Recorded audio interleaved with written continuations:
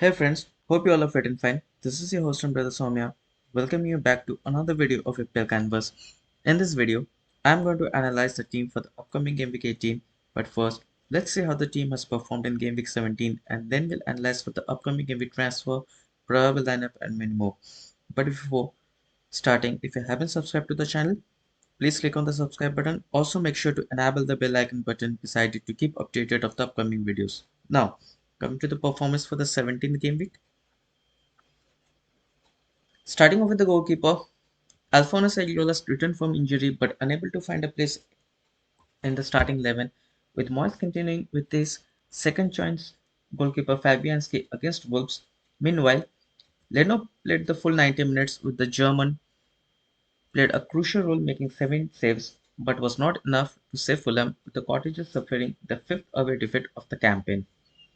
Moving on to the defense, Arsenal kept the 100% record recording this season, registering the 9th home win against Brighton and 12th win of the campaign, with Saliba playing a crucial role at the heart of the defense, registering 7th clean sheet with Frenchman having the third most successful pass completion after Lewis Dunk and Van Heck. Also ranked third among the successful tackles after Pascal Gross and Gabriel Martinelli, earning 1 bonus point along with clean sheet. Aston Villa surprised everyone as they won against both Man City and Arsenal without conceding a goal. However, the Villa side were unable to dominate the defensive run as they conceded in the stoppage time of the first half. Meanwhile, new signing Pau Torres impressed with his performance, with the Spanish international having the most successful pass completion, passing accuracy, and successful crosses after Ezri Konsa. Mykolenko suffered a minor injury in the midweek but was enough to rule him out for the weekend as Everton registered a 2-0 victory against Burnley. However, the sales will come up as a replacement as Newcastle also registered a clean sheet victory with Fulham. Moving on to the midfield, Newcastle have lost just one week match, that too in game week 3 against Liverpool. Then after are undefeated in 7 home fixtures, with Gordon providing an assist with 4 chances created, second only to Bruno Guimaraes, threatening Fulham through set pieces with Trippier suspended as the England international providing 9 crosses in the Fulham box. A lot of Arsenal's attack has been through the wing as both Saka and Gabriel Martinelli provided 16 crosses in the box. However, unlucky as none of the players were awarded in goals or assists as Arsenal registered their 12th win, winning 2-0 against Brighton. Diaby is undergoing a poor run of form with the French international having no goals in the last 7 fixtures, providing with just 2 assists. With Bailey benched due to a minor knock, Diaby was back in the starting 11, with the French international having no attempted shots or chances created for his 64 minutes contribution on the pitch. Spurs registered their second win in consecutive weeks, with Son being their focal point in the attack, with the South Korean having 4 attempted shots but 2 on target, also providing 5 crosses with 3 successful take-ons out of 6, although unlucky not being involved in any of the goals or assists. Salah has scored a record of 12 goals against Manchester United, which is more than any other opponents he has scored against. Also, the Egyptian team has provided 8 goals and 1 assist in the last 6 home games this season. However, the winger lacked a clinical edge this time, attempting 6 shots with 4 on target, also creating 5 chances, but the match ended on a stale 0-0. Coming to the forwards, with Haaland injured and a blank game week for City in game week 18, Watkins was bought to fill up the void, and the England international didn't disappoint either, scoring the winner against the struggling Brentford side, also leading the attack with 3 out of 6 successful take-ons, rewarded with 3 bonus points as well. A disappointed end to the match for the champions, with Crystal Palace scoring 2 quick goals in the last 14 minutes, with City had to settle for a draw. With Haaland not in the squad, a lot rested on the young Argentinian shoulders. However, Palace managed to keep the World Cup winner quiet, with Alvarez moving wide, delivering crosses in the most occasion to create opportunities for a congested Palace defense. So, with the game week on hold and yet to be updated in order to reach a conclusion for Luton versus Bournemouth match, reached a game week total of 39 points with 9 points on the bench yet to be added with an overall rank of 1088 points on the board, resulting in a decline in rank by almost 1.3k with an overall rank of 1.6k. A small brief on injuries and suspensions. Few concerns in the squad so far, with Potter suffering a minor knock at the later end against Brentford, prompting to a substitution at the 81st minute. Meanwhile, Emre believes the issue doesn't seem too serious. However, he is yet to get a full update on the fitness of his defender. Second concern is the Ukrainian star Vitaly Mikalenko, with the lead back not included in the matchday squad against Burnley following a minor muscle injury. However, the defender was also not included in the midweek clash against Fulham, with Dyche suggesting the status of the defender is a touch and go if he would or won't be included against the Fulham or in the weekend.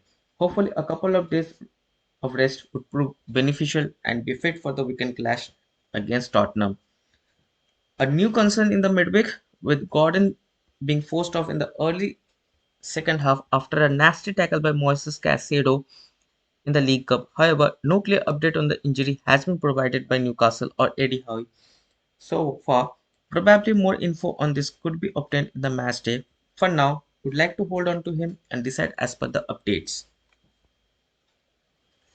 So, talking of transfer, could take this game week ahead depending on the fitness and update, with Mikalenko and Gordon being the major concern, with Port orders also being flagged. So, as of now, with Mikalenko not being in the squad against Burnley, also missing the midweek clash against Fulham, the Ukrainian time seems to be running out, with Pedro Porro earmarked as his possible replacement. Talking of fixtures, Everton would be up against Tottenham, Crystal Palace, and Villa, and in the next 5 game weeks. Meanwhile, Spurs, after undergoing a torrid time, have a good set of fixtures lined up till game week 32, with Bournemouth, Brentford, and United among the next 5. So could consider a long-term investment, with Spurs also not in Europe could prove to be a welcome boost as well. Second would be either of Diaby or Gordon, with Gordon suffering a late setback. Eddie Harvey looked a bit concerned of the nature of tackle it was meant, but if the winger is fit for the game week, Diaby would be the one, with the Frenchman having fallen down in the pecking order in the recent weeks, having Bailey, Zaniola, and Tillemans preferred ahead of the striker. The probable replacement, well, going out of the box this time, with Marcus Tavernier to complete the void, with the young England international having already provided with 2 goals and 3 assists with 903 minutes on his pocket on the pitch, attempting 25 shots with 13 on target, having a shooting accuracy of 52%, owned by just 1.2% so far, and hopefully prove to be a good value for money with the current market price of just 5.4. Make sure to check out the comment section for the final updates on transfer and of the game week. So, taking this under consideration and without any waiting further, let's see how the team would line up for game week 18. Starting off between the post would be Burnley. Fulham have kept 2 clean sheets, scoring 10 goals in the last 2 home games, with the German being among the top of most saves made by the goalkeeper. Coming up against a Burnley side who are ranked second among the lowest goals scored so far, just behind Sheffield United.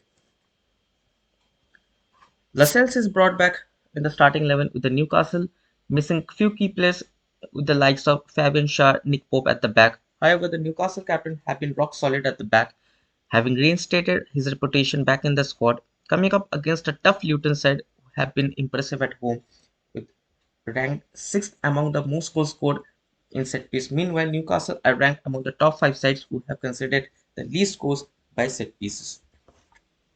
Next up is spot orders, with Emery considering the Spaniards knock to be a minor one, with Aston Villa up against league bottom Sheffield United, who have scored the least number of goals so far this campaign. New signing Pedro Porro goes straight to the lineup with the Tottenham hosting Everton next after coming back from a 5 match without a win. Spurs seem to have found their winning formula, winning 2 consecutive matches, scoring 6 and conceding just 1, with Pedro being one of the chief providers. Changing formation for this week, playing with a 4 at the back with no fixtures for Man City. Saliba had to be out in the starting 11 for a tough clash against Liverpool. Moving on to the midfield, starting off with the match of the week with Liverpool and Arsenal coming head to head at Anfield, as more eyes and expectation would be on this man after saying of a goalless draw against an inconsistent United side, with the Liverpool talisman finding the net in the past 2 home fixtures against Arsenal, with the home side winning the tie by a dominating score of 6-2. A tricky fixture for Tottenham coming up against an Everton side who have not considered a goal in the last 4 fixtures, scoring 18 return. However, the Merseyside are missing a key players on the travel. Meanwhile, Spurs have scored at least one at the home venue, winning 5 out of their 8 home fixtures. Diaby is without a goal since game week 10 and have blanked in last 3 fixtures, starting just one of those. However, the next fixture could prove to be a decider to get back on track, with Aston Villa taking on Sheffield United, with Chris Wilder yet to register a win on their travel. Meanwhile, the fixture promises to be goals for sure, with Aston Villa ranked up a staggering 25 goals in the 8 home fixtures. If Arsenal are to get anything from the next fixture, they will surely look upon the star winger to deliver. Meanwhile, a decent record for Saka against the 6-time European champions, having already found a net twice last year against the Liverpool at Emirates.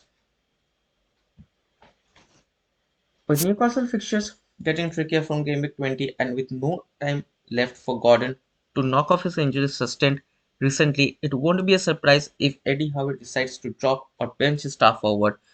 With Bournemouth facing Nottingham Forest Fulham, with Bournemouth in form lately going unbeaten in their 5 fixtures, Tavernier has been marked as the likely replacement, with the winger having already provided 2 goals and 2 assists in the last 4 fixtures. The Cherries would like to continue their impressive run of form as they come up against Nottingham Forest and Fulham next. Moving on to the striker, with Man City having a blank game week, Watkins would be the lone forward coming up against a relegation threatened Sheffield United side, with Watkins having blanked in just 3 home games out so far of the 8 played, with 2 of them coming against Manchester City and Arsenal. Meanwhile, Sheffield United have averagely conceded 3 goals in away games, with that average increasing to 4 goals when they have come up against the top 6 side. Coming to the captaincy, not many options with Arsenal, Liverpool, and Spurs having a tricky fixtures this week. Time to go for the only obvious one left, with Watkins coming up against the Sheffield United side, where Chris Wilder side would surely try to get something out of the game, with Villa having Douglas Luiz back for the game after suspension would surely boost the creativity of the attack and would help opening up the United's defense, which Villa and Watkins have mixed in their last game.